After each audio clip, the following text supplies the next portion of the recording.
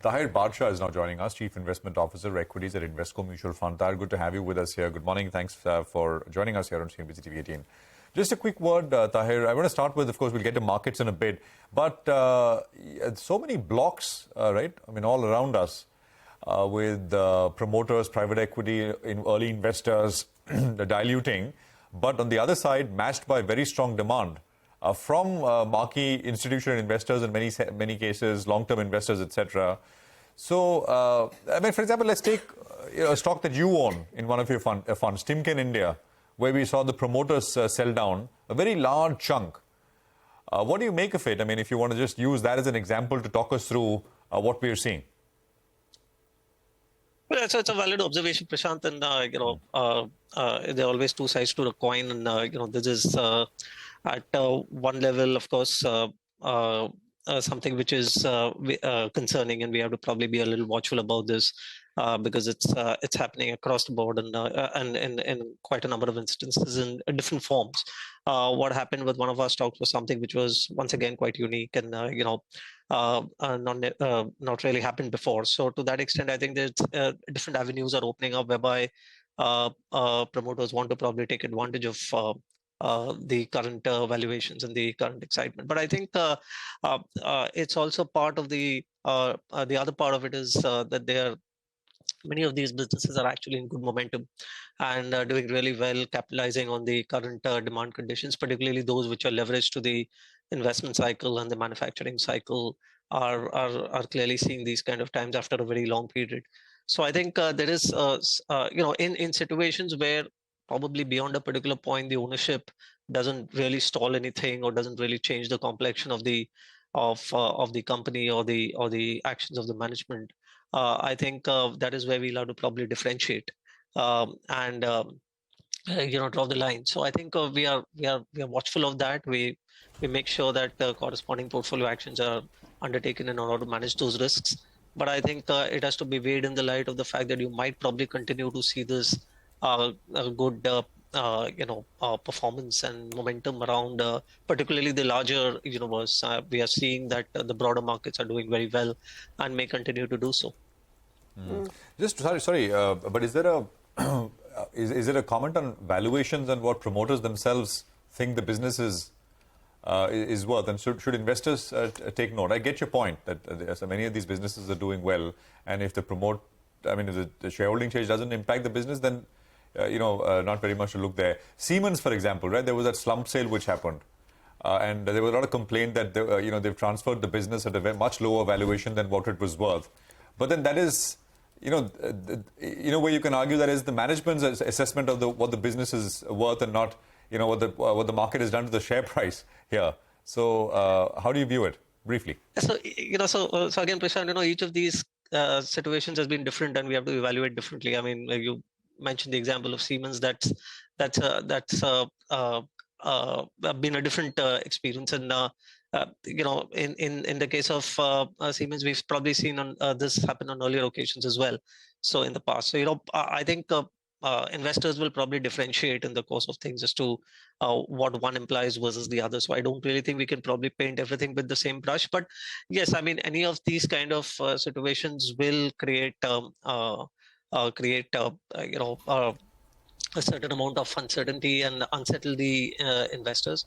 You have to bake it into valuations as well. Probably be a little cautious about your portfolio exposures and to the extent of exposures that you have. But I'm saying many of these are actually good quality businesses at the end of the day. I mean, run by many of these are MNCs or probably even domestic companies, very capable management. So I think you have to be choosy about what is the kind of valuations that you want to accord as a minority investor versus that of the promoters, versus what the promoter probably thinks. Taher, morning. Rima here. ICICI Bank is your top holding in many of your funds, FlexiCap, Contra Fund. What have you made of the decision to delist ICICI Securities? Your thoughts? Well, it came to us as a surprise. I just happened to see it in the morning, so we didn't really get I'm not sure whether ICICI Securities as an entity probably, on an aggregate basis makes a lot of difference to the overall valuation of ICICI Bank. But without commenting on individual stocks, I don't really think it changes our opinion about this stock as such, one way or the other. Um, we don't really own ICICI Securities in our portfolio, so to that extent, I don't really have much to comment on that. No, but what could be the rationale? What's driving this move? I'm sorry, I lost your question. Can you just repeat, please? No, I'm saying what could be the rationale of ICICI Bank to delist ICICI Securities? I agree it doesn't move the needle on financials in terms of valuations of the behemoth, but what could have sparked this decision, according to you? Well, I think they are pretty close to the 75% mark, so probably that may have weighed on their decision making as to which way they should probably go.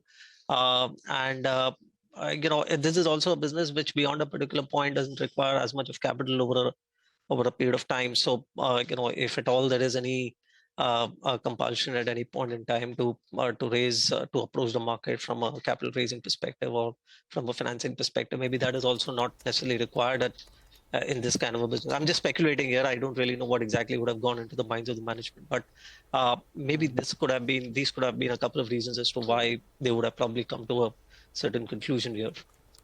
Okay, all right. I just hold on to that thought. Tata Consumer, that's the biggest gainer on the Nifty. Citi has come out with a note on Tata Consumer, and they've initiated with a buy rating. They're saying it's transforming into a complete F&B player. So I guess that's one brokerage that's having its impact on that stock.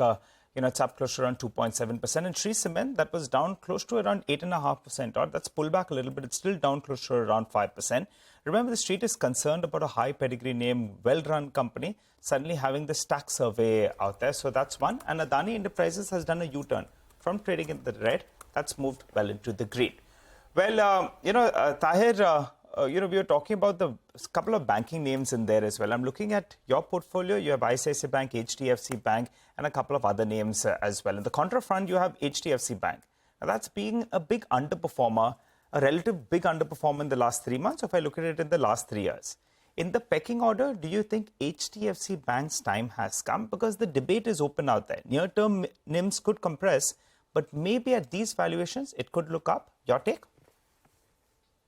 That's precisely why it actually features as probably at this stage the number one or the number two holding in our fund, in the contra fund particularly, because the contra fund, as you know, is a valuation focused fund and a valuation focused strategy. So therefore, as you rightly said, I mean the combination of the valuation excitement plus the fact that it has underperformed over the last some time, obviously caused by certain challenges that they're going through, particularly with regard to the or the transition that they're likely to go through with regard to the merger. And I think those are the kind of situations in which a fund like the Invesco India Contra Fund steps into some of these kind of companies, which are generally going through a period of headwinds, one reason or the other, and probably as a result of which the markets have punished them. So I think that is where we step in, and that is how we begin our initial allocation or begin our ownership into that name. Having said that, HDFC Bank has been in this strategy for a reasonably long period of time, so it's not a new name, but clearly this is something which now is moving into that value zone, and therefore, in our understanding and the way we have generally, operated this fund, makes for increasing allocations out here. Okay, all right. Taher, final question. At the start of this year, when we briefly spoke, you were talking about new age themes are starting to look interesting. Some of them have bounced off big time from those recent lows. Did you get into any of them? I mean, any view out there? Because those management started talking the right language, what the street wanted to know. And some of their numbers as well started turning around. Your take?